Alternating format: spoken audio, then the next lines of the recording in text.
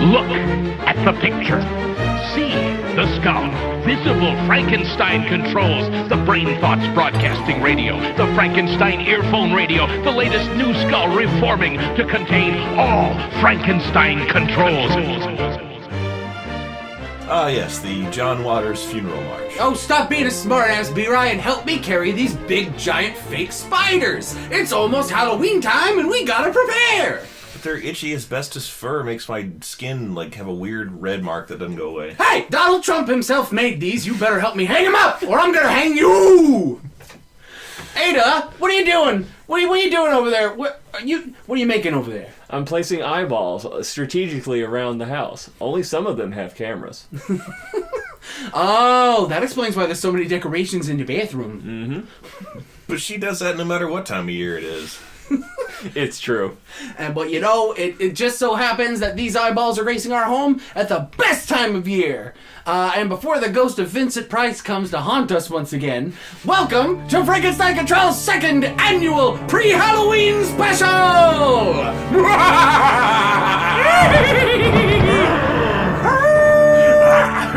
Yeah!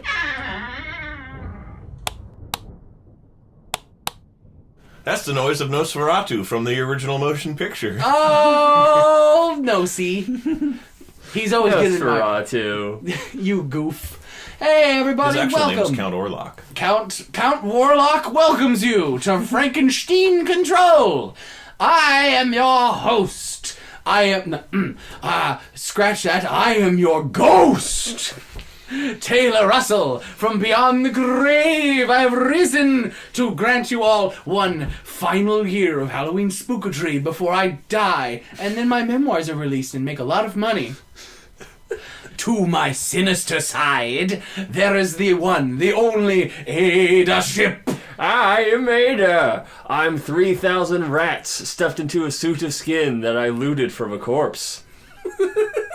Oh! And then here are her eyeballs, B-Rye. Touch the bowl. Oh, it's just peeled grapes, right? Oh, I forgot the blindfold. In front of me, as always, is Peeled grapes? Ew! Who peeled all these? Who has the time for that? Who peeled my grapes? That's horrifying. In front of me, as always, the man who peels the grapes, B-Rye. I'm B-Rye, and I'm covered in a layer of phosphorus paint so that I glow in the dark. It dried with a really awful feeling on my skin. You know when you go to the beach and you swim in the ocean and then you come out and you don't wash the salt off you and it dries? Yeah. Oh. It feels like that, but with a burning sensation added on. So it's that, and you also didn't put on sunscreen, so you got sunburned. And you're all scritchy scratchy. Yeah, but I do look cool when the lights go out, though. That is true. Turn off those lights! And I'm blind. Well, while my retinas recover, I have something wonderful planned for our podcast this Halloween's Eve. Mm-hmm. So, last year, we talked about scary moments from our lives. And I mean, a little behind the scenes, I wanted to look back and make sure we didn't repeat ourselves. We told a lot of fucking stories. I don't know if we have any more left. Yeah. So, this year, I wanted to take this opportunity, because we're at an interesting year, because everybody knows about the creepypasta, the art of crafting a spooky story on the internet that's kind of, well, let's just say it's kind of in the start of its decline as a cultural phenomenon. So before it's gone entirely, I say we each go around our table and recommend spooky stories from the internet that we all enjoy. And, talk about them some. Sounds good. That's good! So, who wants to begin on our creepy quest? Okay, I guess me. Stop pointing the knife at me, Ada. God. I also want to point out that... That's my groomsman knife. Ada is wearing a tank top that says "I ain't afraid of no ghosts," and it has the iconic Ghostbusters logo on there. But when I first saw it, I thought it said "I can't afraid of no ghosts," which would have made it a great shirt too. And I figured she bought it for that reason on purpose. I would have. That's funny. I actually recently bought a T-shirt online. It has a very poorly cropped picture of some sort of squirrel or marsupial. I say poorly cropped because there's like a lot of white fuzzy edges like around the tail. Boy. And then in like white, just like basic Arial red like basic Arial font kind of badly placed around the squirrel. It says, "Why are we here? Just to suffer?" And the image is not in the center of the shirt. It's like kind of off center towards the bottom. As like infuriating as possible. Yes. That is masterful design. I had a t-shirt that I used to like to wear all the time that I've now lost completely, and I really wish I knew where it went, but it had like happy color. The shirt was green, and in like a big happy font it said, "I hate myself and I want to die." My parents didn't like me wearing that shirt, but like I love that shirt, and I would wear it tomorrow if I could find it. Yeah.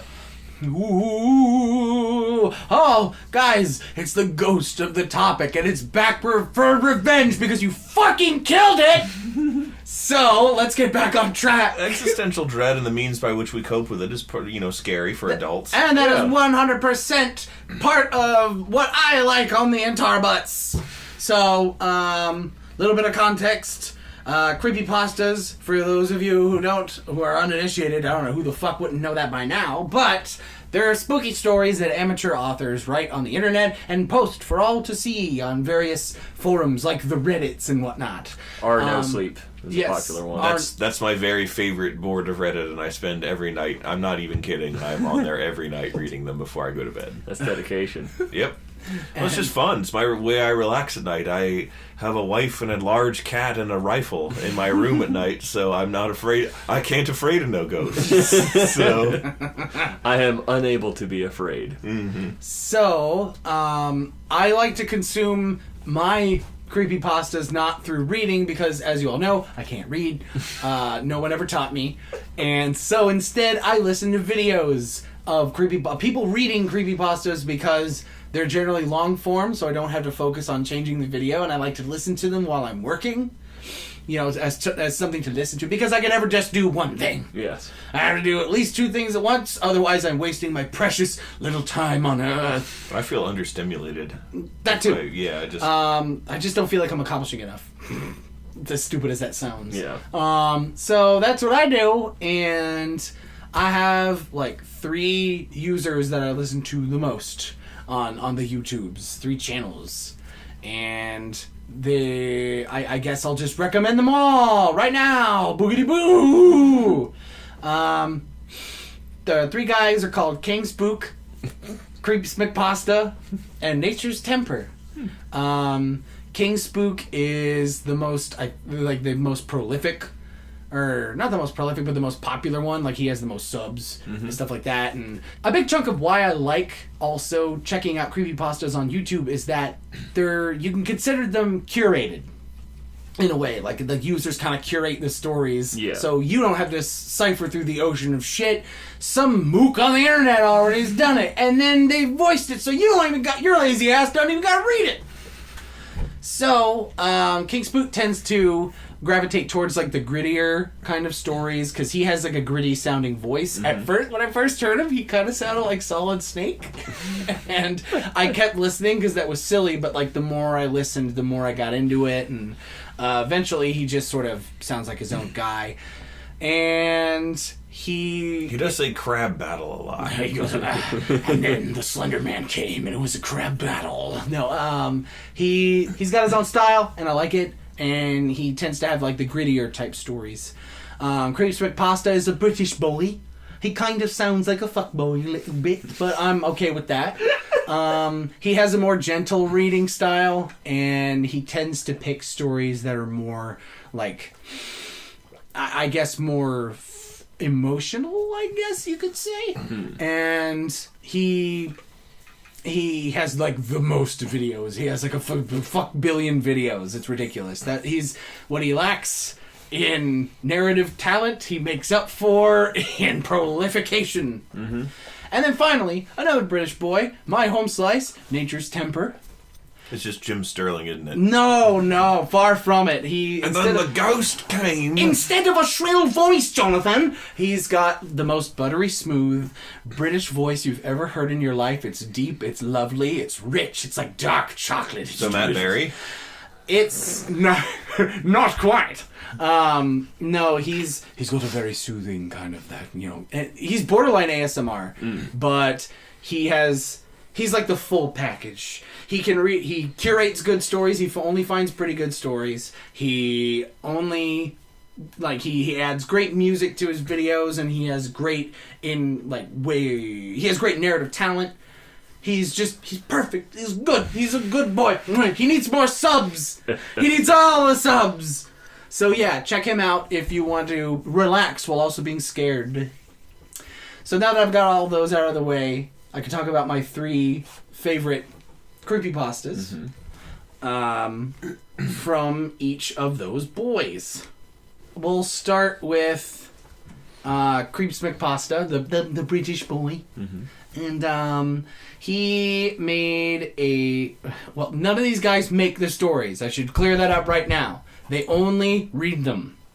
I'm sorry to the people who wrote the stories. You are credited in the videos, so at least there's that. So Creeps McPasta made this video called, he made a video where he reads the story, I Won't Take Care of My Sister Anymore. And it's real good. It's a story about a man taking care of his comatose sister, and I really don't want to give too much away, but the story's depressing, then it's unsettling, then the ending will make the hair on your neck fucking stand on end. It's goddamn bone chilling. It's like, and it's awesome. It's really good. Highly recommend it for all you fucks at home.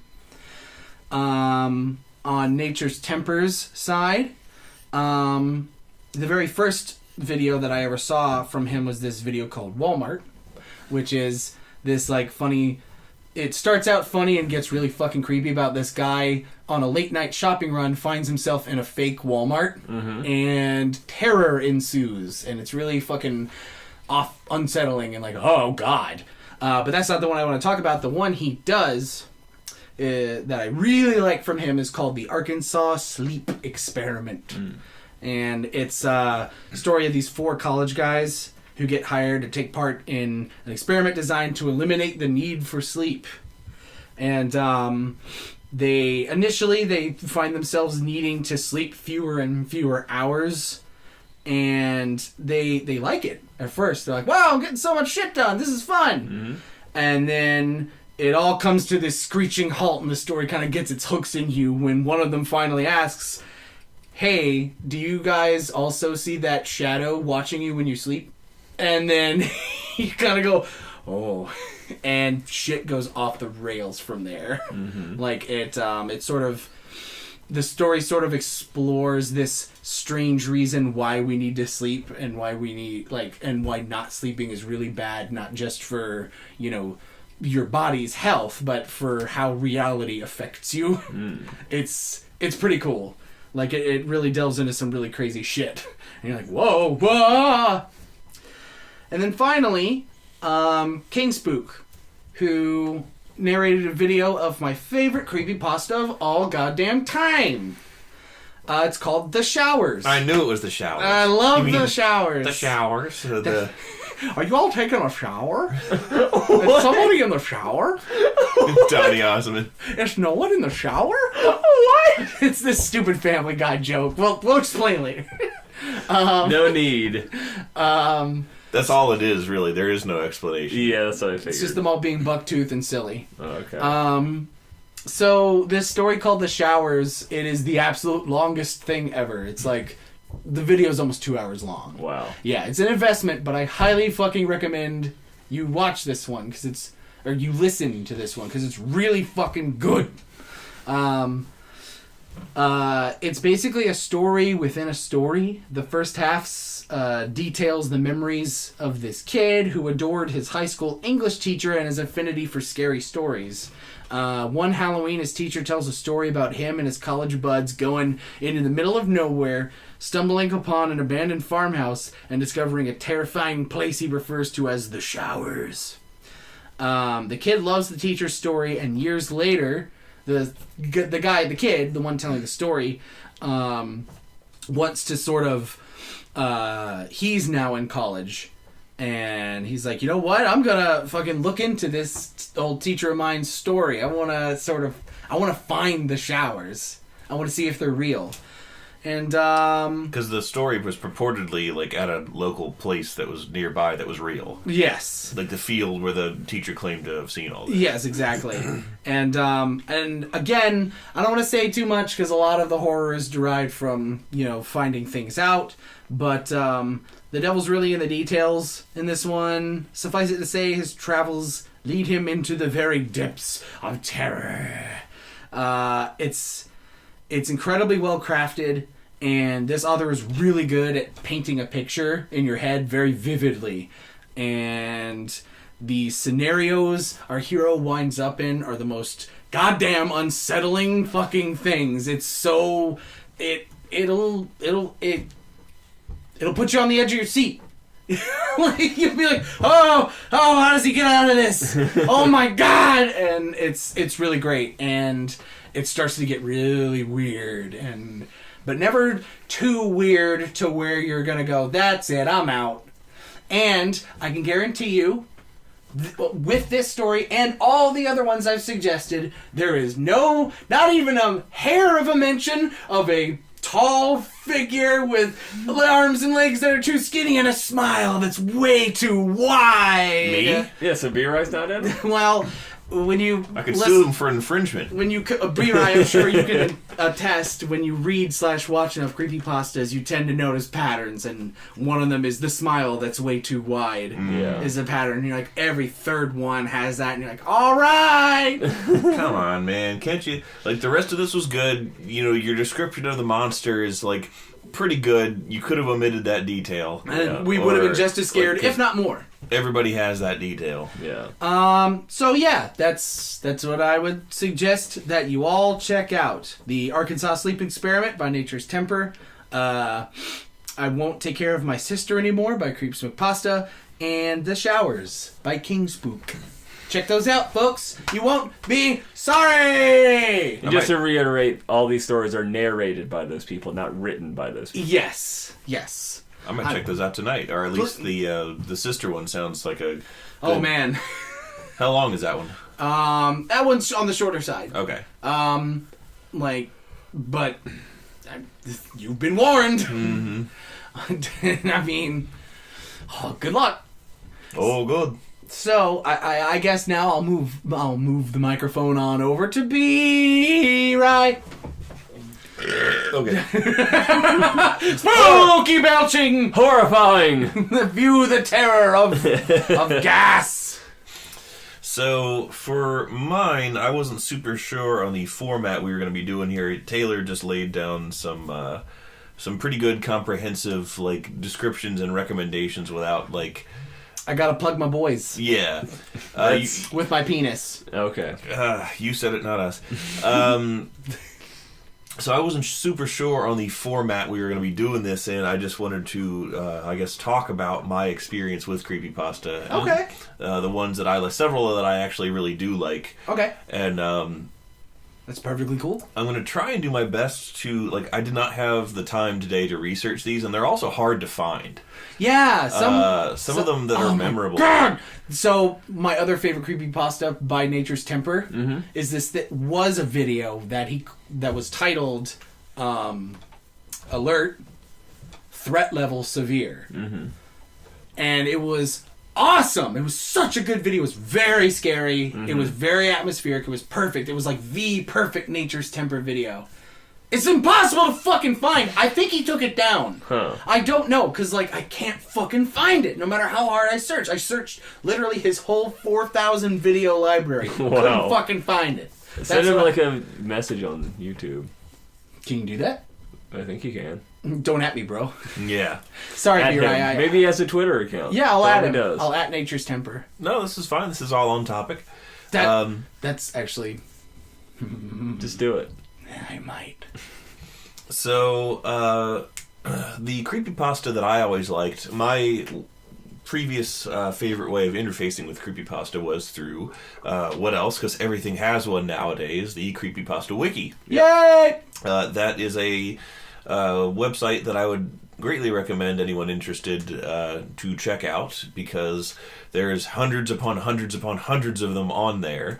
Some are good, some are bad, some are real good, some are real dumb, and were like written by a 12-year-old DeviantArt person. Who could forget the classic Jeff the Killer? All the kids with their stupid ass. Creeps McPasta did a April Fool's video where he read a hilarious Jeff the Killer story about him being a pathetic loser, but he's playing it completely straight. It's really funny. I highly suggest it. It's very good.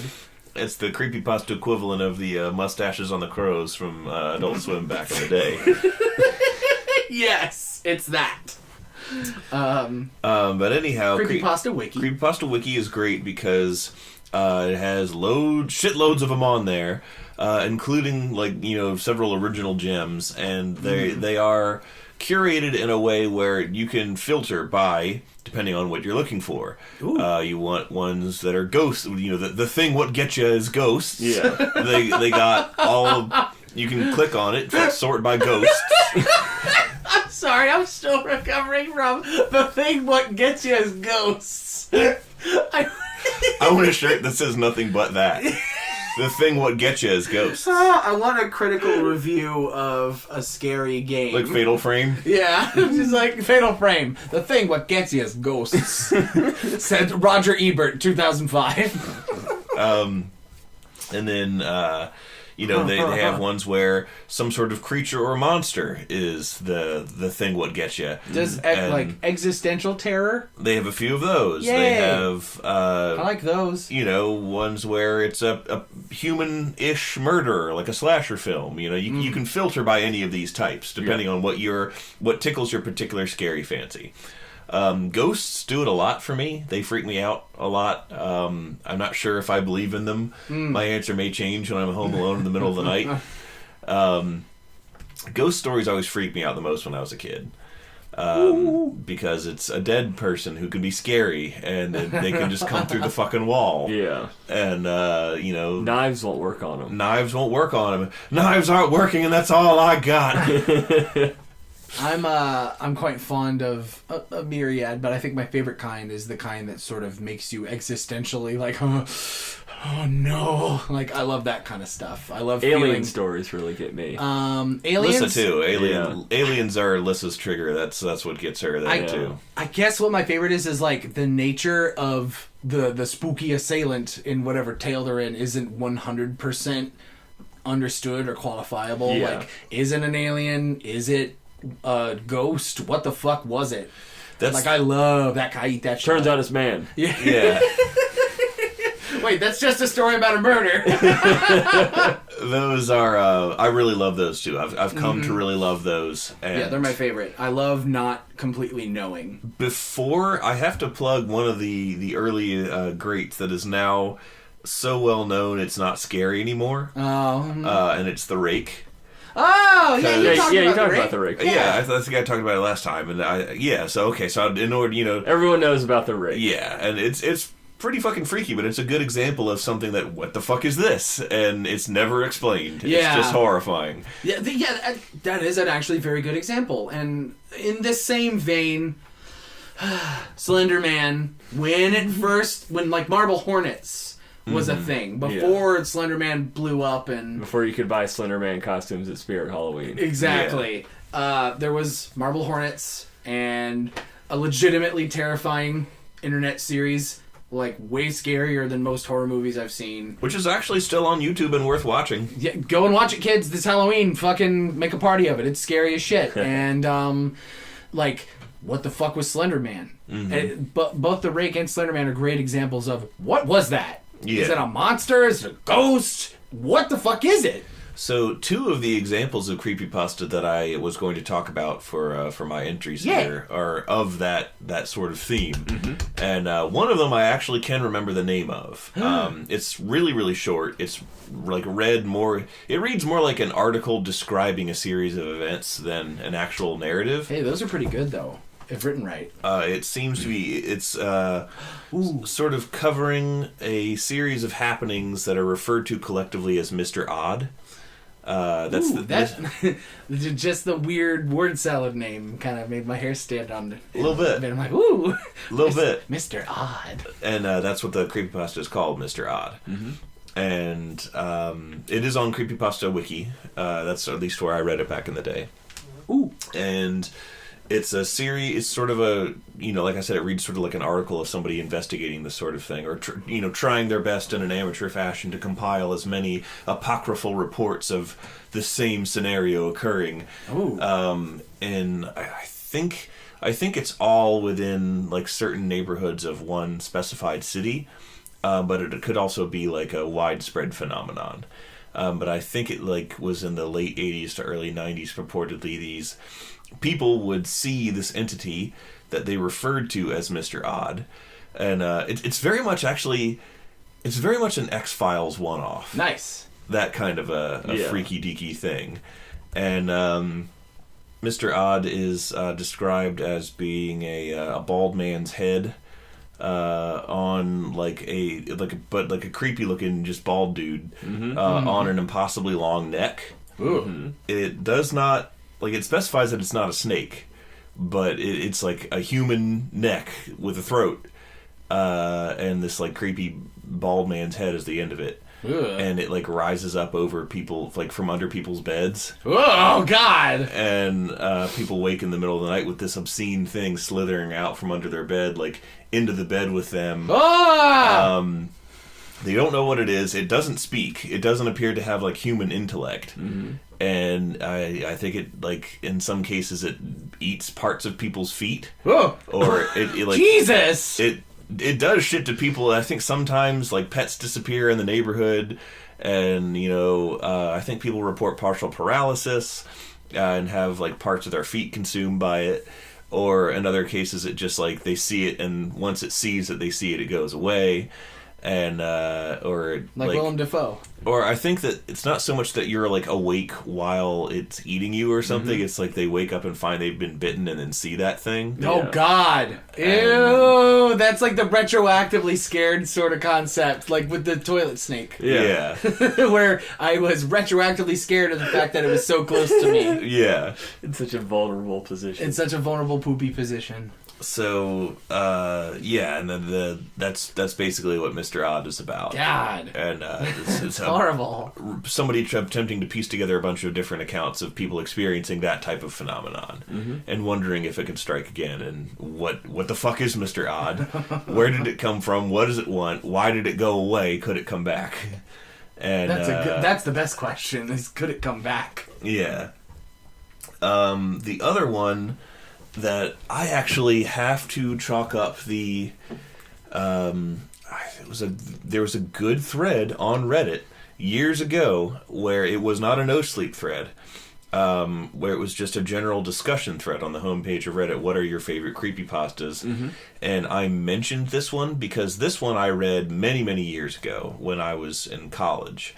And way back in the day, before there was a creepypasta wiki, before the concept was super well known. Oh man! They used to just be posts on 4chan. Oh God! Yeah. And that's the absolute definition of impermanence. Yeah, message board anonymous posts on various websites that get deleted after a while. Yeah.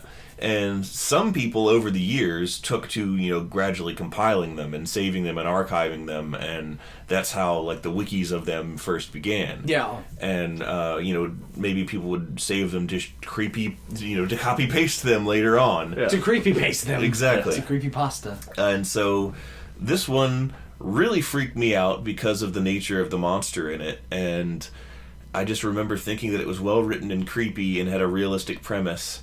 And I never found it again. And I remember spending hours on the Creepypasta wiki once that became a thing, clicking on every possible title that sounded like it could be this one, and trying to find it. And then I laid it out in this thread on Reddit where it was like, describe your favorite one, and I was like, man, there's one I read back in the day that, you know, it had, this is the premise and this is the monster in it, and I've never seen it again. I have no idea what it's called. And someone fucking found it for me. God bless the internet. Yeah. Someone found it for me, and I read it, and I reread it. This is about a couple years ago. And when I reread it, I was like, Tom Sawyer, you tricked me. This is less well written than previously indicated.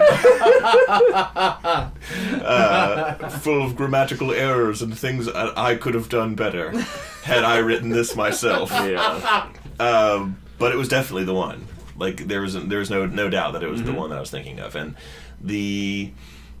I can't fucking remember the name of it, so now I can't recommend it to anyone else. No! But the premise was this dad, who I think is a single father, moves with his young son into a new neighborhood, just typical suburban America. I think it's actually around Halloween time. And somehow, I forget what exactly sets off. Creepy happenings are going on in the, you know, neighborhood. I don't remember exactly what scenario, but just as an example of the type of thing, you know, like missing pets, hearing noises outside the window at night, you know, things like that are creepy. And the guy thinks it's either raccoons and I think his son gets scared but is like too young to really articulate what he saw. Yeah. Because he's like 4. And, you know, all kinds of weird shit like that. And then it comes to a head when I think something... I don't remember if he has a feud with one of his neighbors, or just a general disagreement with him that is sort of like a red herring. His name was Clem Hatfield, and his neighbor was Robert McCoy. No. But at one point, after much spooky happenings and, you know, building... you know, ever building tension of different... Building the dread. Yeah, building the dread of different things happening at night that are increasingly scary without you really seeing anything. But just you get the sense that someone is there or whatever. And then his neighbor calls him and says, like, what the fuck you think you're doing, asshole? And he's like, what are you talking about? And his neighbor's like, I saw you just leap the fence from your yard into mine. I've heard this one before. And keep going. He's like, I saw you leap the fence from your yard into mine and fuck up a bunch of stuff in my yard and then jump back over your like fence into your yard and then go into your basement. Like, what the fuck are you doing, man? And what was with that costume? And then he, like, proceeds to describe this totally inhuman, fucking horrifying thing it would be. He's like, it was really realistic. It's really fucked up that you made such a realistic costume. Like, that's taking it too far. That's really gonna scare kids. Like, Halloween's supposed to be fun. And the idea that this really inhuman-sounding thing is in his basement, went into his house, scared the shit out of me. And it was really... And I think it had, like... avian features and also human features, and like was like hairless and featherless, but had like backwards bending legs. And I remember, I think the description reminded me of that fucking Uku thing from Zelda. Oh god! And that's one of the reasons I don't like that fucking thing. You know what? One of the many valid reasons to dislike that thing. That was one of them. Yeah. Oh god. Although I think it implied that it was, whatever this thing was, it was taller and lankier and like more human sized and, you know, longer of limb than Stubby Uku. Yeah. So yeah, that one freaked me right the fuck out. When you were talking about, like, piecing together stories through, like, accounts, like people's accounts and whatever, it kind of reminded me of a popular format of creepypasta, the blog post format, where like a person makes a blog and they're like, hey guys, thanks for checking out my blog, look at this weird thing, and then it sort of spirals out of control. The weird thing, people keep urging this person to discover more about the weird thing, and then the person discovers more about the weird thing, and then they get in trouble and they're like, hey guys, I'm posting from my phone and I'm hiding out in the wilderness or whatever because I'm fucking in trouble and shit like that. That became kind of popular as like a format along. It was cool at first, and then it got like everyone did it. Yeah, exactly. Well, a good example of one that I really like is called necrosleep.net. And if you want to hear the best version of it on YouTube, check out Let's Read's version of it. It's a channel called Let's Read, and it's this very it's a dark and like dread-filled kind of story. The ambience really helps because it has this really weird and unsettling music that goes along with the whole thing. And the guy's deep voice and kind of monotone way of talking about things like makes things seem both calm but wrong. And that's exactly the story that this guy takes. He finds this website that offers him pills that will make it so that you never have to sleep again. And he's making a blog about it, like, hey guys, check out this weird site I found, haha. And then people are like, haha, you should totally buy it. And he's like, dude, I'm totally buying it. Everyone's like, don't fucking buy it. And he's like, I did it. And so he waits a while, and then he gets the pills. He's like, holy shit, you guys, I got it. And everyone's like, fucking take it. And he's like, I'm gonna fucking take it. And they're like, don't fucking take it. And he's like, I'm taking it. And the story's just sort of like, the rest of the story is this guy's downward spiral with experiencing the side effects of these pills, and it ends in a weird and like gross kind of way, but not too gross. It's not like there's shit everywhere. It's not like there's poopy. There's no poopy, I guarantee there's no poopy. But there's some really weird shit that starts happening to him, and by the end you're like, oh god. And it's great. It's very atmospheric. Listen to it. Don't listen to it too late at night or you might not be able to sleep. Necrosleep.net. So that actually reminds me of a great experience I took part in one time where back when I used to go on X, the paranormal board of 4chan a lot. Yeah. There was this thread by a repeat poster. He kept the thread alive for a while, and he claimed to be like renting a room in like this old house. And like it was like his cousin's house or something, and he was like living with them for a while he like finished school or something, and different creepy shit. He was like, because of his cousin's work schedule or whatever person he shared the house with was like at work a lot when he was home, so he was like by default almost always home alone, and like all kinds of creepy shit happened in the house. And he had like posted photos of purported like proof of all of this, and was pretty good and believable, or it seemed that way when OP would check in with the thread. And there was one night where he did like a live stream feed from like in the thread of himself, I'm home alone, like who wants to just watch with me and see what happens. And I did, and nothing really happened. But it was a lot of spooky fun, just sitting there and watching this that crazy kind of anticipation, silent, live stream of this dude's house, waiting for something spooky to happen. And meanwhile, of course, there's a live chat of people posting all the time of like, oh, I saw something move, or something like that. And it was cool. See, that's fun. That's like a awesome, really cool community engagement project. That's really neat. I like that. That was in the days before all the racist shit that 4chan does. Thanks, 4chan. Well, 4chan always did racist shit. Yeah. But, well, see, the thing... you forget the classic image of... Remember when 4chan was good? 4chan was never good. And it's the Monopoly guy puffing smoke. It's always been an awful place that had little nuggets of gold. Yes, that is exactly what that place is. A mountain of shit with the occasional glittering diamond. I was describing the takeover, as I put it, I termed the story the tragedy of Pepe the Frog. I was describing the downfall of 4chan to someone. I forget who, but it was like, the shit versus like actual bad shit takeover was like, imagine you are having a house party, and to your assembled friends and neighbors who you mostly trust, you say, while you're all here and having a good time, like, it's okay if you want to smoke weed or do drugs at my house. So, like, it's okay. This is a safe place. No one's driving anywhere. Everything's fine. Mm-hmm. And then at that exact moment that you say that, a biker gang is riding by, and they hear you say that and go, "You don't say! Can anyone come to this party?" Well, yeah, technically, but, "Oh, don't mind if we do." And then they come on in, and their way of doing it is obviously a lot worse than anyone you invited in is going to do it. Mm-hmm. And then the problem becomes, once there's more of them than you can no longer kick them out. And that's what happened to 4chan. Yeah. Sounds like the movie Mother, but good. Anyway. Hey, it's your turn. So for my contribution to this Spooky Tale Fun Fest, I have one of my favorite stories that is actually just a huge joke. What? It's called The Day of All the Blood. Oh! Written by Jonathan Wojcik.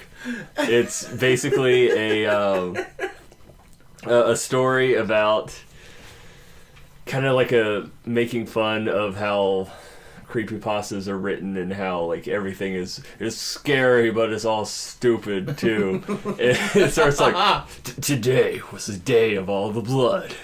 One day you woke up and there was blood everywhere, and the blood was just everywhere in all the walls, and you go downstairs and then you eat your pancakes and there's blood in them, and then you get on the bus and the bus is made of blood, and the blood is coming out of the eyes of the bus driver." And it just escalates until it's like, and then the guy with all the blood coming out of him is sent into space because the world got filled up with too much blood. And then he's in space, and then space vampires get to him, and it turns out the whole time the guy was you. Or if you were a lady, then the whole time he was a lady.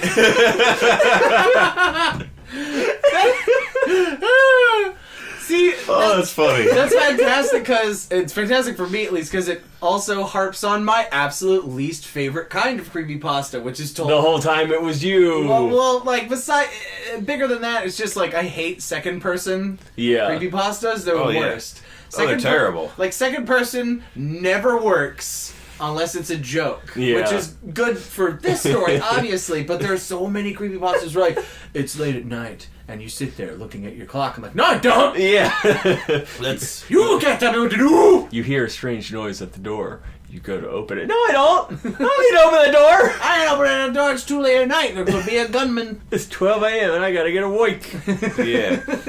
I look through the peephole with the barrel of my rifle pressed up against the door. And if I don't like who I see on the other side, that trigger's getting pulled. Oh, ghost story over. I shot the ghost dead. Oh, look, the story is that I made a ghost. Yeah. And haunted my own house with him. But actually, you are a ghost. Speaking of Jonathan Wojcik, the guy that wrote that story, he holds a creepypasta cook-off every year. Oh, I submitted to it one time. You submitted it to that once. It's that was a good story. You wrote a good one. Thank you. I need to redo it because I did a lot of it while drunk. No. Well, that'll happen. But that was one of my story that I submitted, was definitely one of the category of the thing what does the spookin' is never explained, and it's implied to still be there. Yeah. Yes, which is a good kind. Yeah. I really liked that tale. It was a good one. Go back, revise it, make it better. Mm-hmm. And then maybe someday one of those YouTubers will read your story, B-Rye. But in this creepypasta cook-off, I always read at least the winners that he chooses. Uh-huh. The winners just like get a t-shirt. But there was one that I don't think actually was a winner. I was just reading through different ones, and it just like stuck out to me in a very interesting way that makes it scary. It's very short, and I was going to try to find it and read it, but I just can't find it because I don't know what it's called. So you'll all have to do with my... Hello all, this is Ada, 1 week after having recorded this episode. I did manage to find the story I wanted to share, and since I felt like my description didn't do it justice, I figured I would go ahead and read it all for you on the show. So without further ado, this is Nana, written by Partly Smith for the Bogleach 2013 Creepypasta Cook-Off. Nana's hard wooden fingers wrap around me as she lifts me up. She inserts the brass syringe into my mouth and slowly pushes a bittersweet mush down the back of my throat. She then lowers me into my bed and gently drapes the sweaty, fleshy blanket over my moist, raw form. I'm not sure how long she's had me. I can't remember much of my life before Nana. I know I had a wife, or at least a girlfriend. No, she was my wife. I keep letting myself forget that. I think we had a child, maybe more than one. I wonder if they still remember me. I wonder if Nana has one of them. She has a lot of us. I'm not sure how many. These bodies can just barely squirm about in our small beds, and we have poor eyesight. The only thing we can see with absolute clarity is Nana. I try to get a good look around me. I can see countless beds in this dimly lit, endless space. Almost all of them are occupied. The newcomers always resist. They thrash and try to scream in muffled voices. That is, until they see Nana. They always mumble to their neighbors in some vain attempt at communication, but they eventually give up after a few more visits from Nana. I haven't heard any mumbling lately. I can take some comfort in that. But I could easily succumb to all this if Nana just had the mercy to blind us. Her eyes are the most chilling thing I've ever seen. When I look into her eyes, all I can see is pure, unconditional love.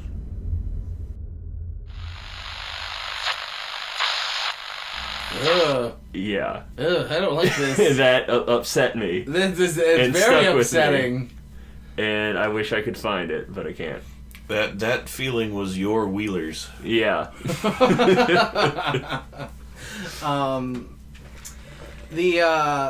guess one thing we can also throw a shout out to is you wanted to talk about it, like you mentioned it before. I mean, the SCP SCP stuff. Foundation. Yeah, so I think we've talked about it before on the show, or at least demonstrated. It's a wiki filled with amateur writers, all writing under a common umbrella of this is the database for an organization that holds and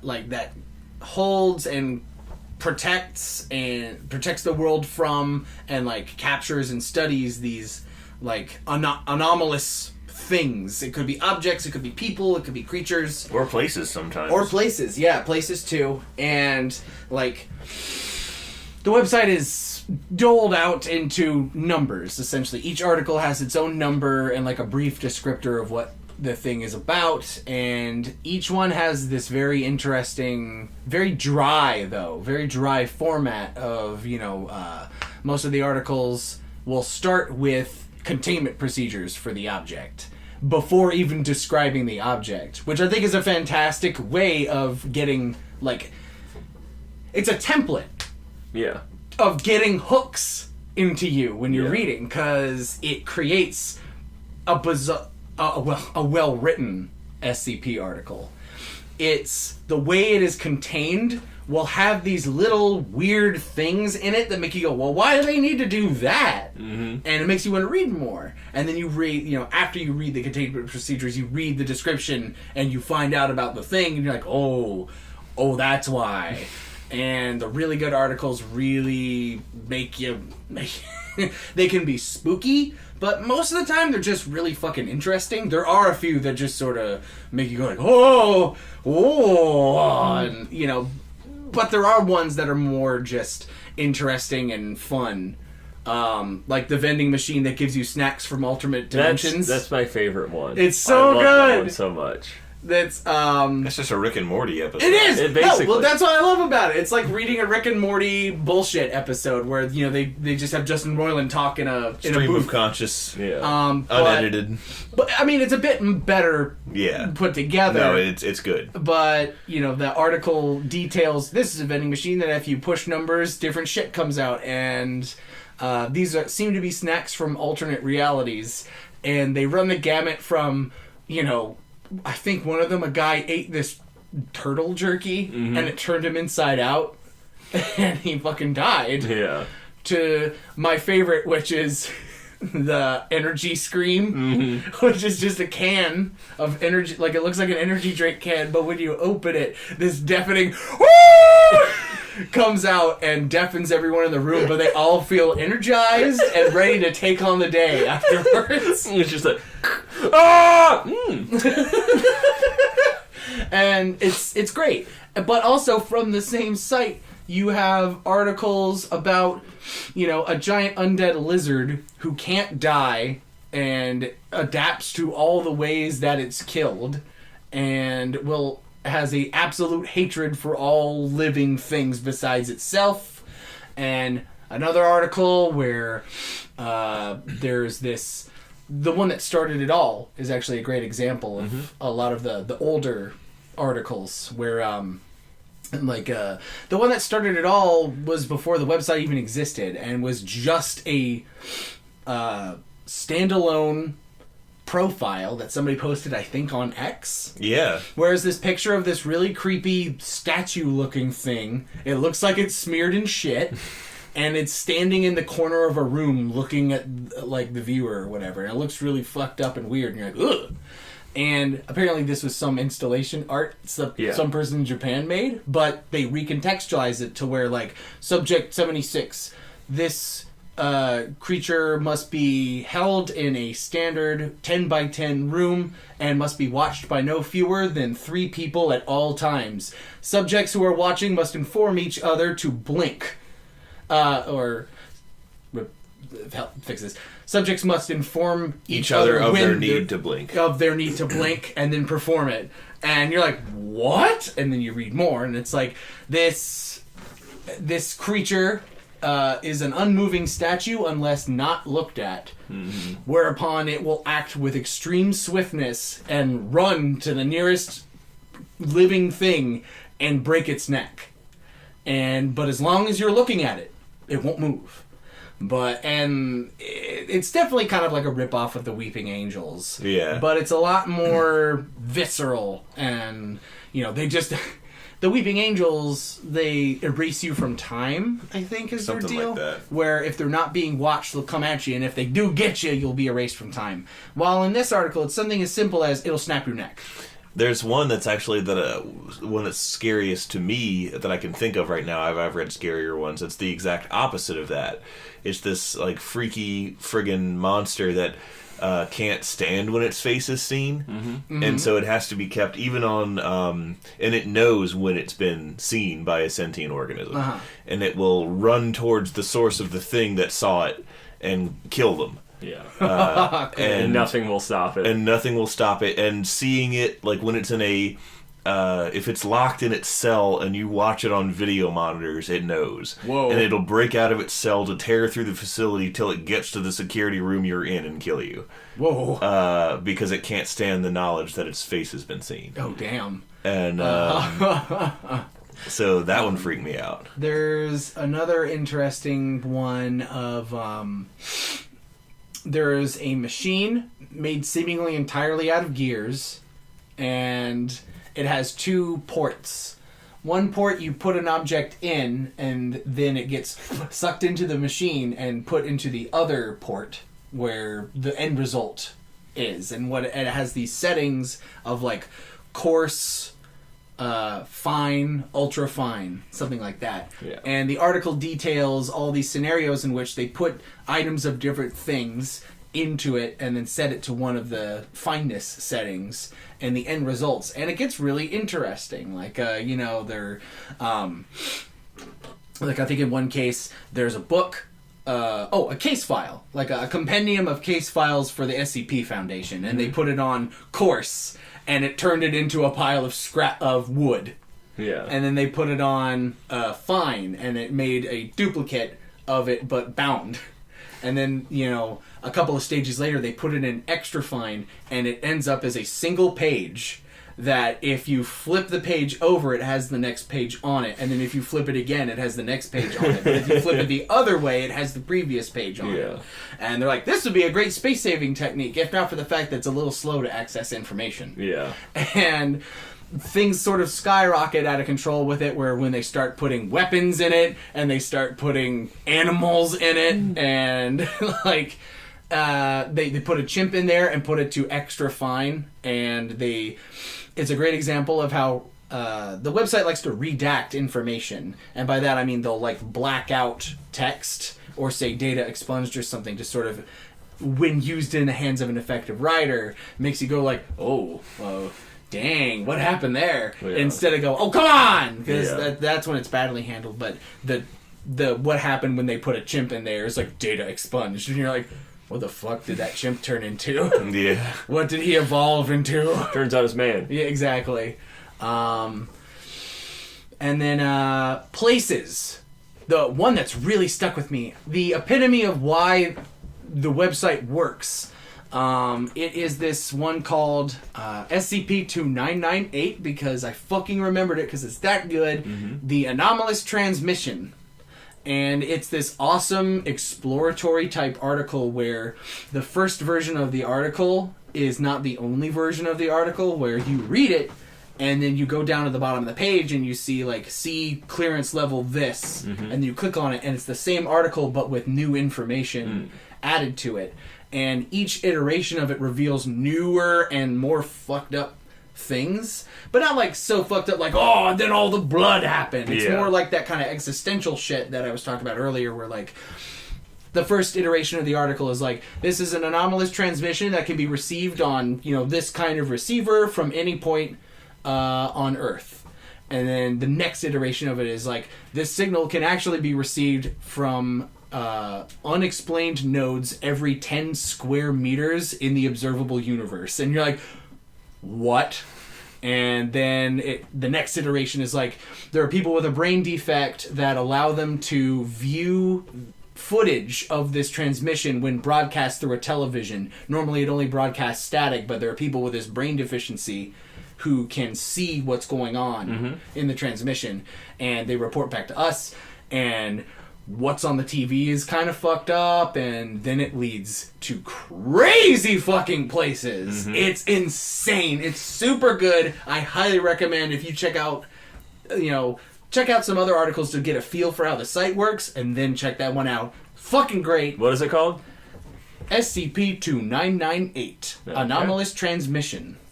It's great. I love it. It's my favorite article. Read it. And then die! And the time has now come for this anomalous transmission to come to a close. Frankenstein Control is rebranding. We are now called Anomalous Transmission. We are now SCP-5299. 3 idiots in a room. SCP-1000. I'm actually SCP-1000, which is actually Bigfoot. Oh, okay. That's actually a really great article, too. You should read that one. And not just because it involves your favorite homeboy, T-Dog. There's always a task force that's like usually like on site to handle any breach of security, and they have like a goofy name. Mobile Task Force Omega, codename Buttfuckers. Yeah. Something like that. It's great. And it would be like Frankenstein Control, handled by Delta Task Force, and then in parentheses Clown Wranglers. Wait, wow. I can't quite explain it, you guys, but I'm picking something up. I'm picking up a transmission. What is it? Oh, hold on. Here it comes. Oh! Trick or treat! Oh, it's little trick-or-treaty boys. Come here, kids. I got Reese's Peanut Butter Pups. Here you go. Ah! Ah! Ah! Woo! Huh. I wasn't expecting the monster children to come until about a week later. They're early this year. Yeah. Now even you know I am a menace. I hand you the secrets to save the entire human race and the entire universe.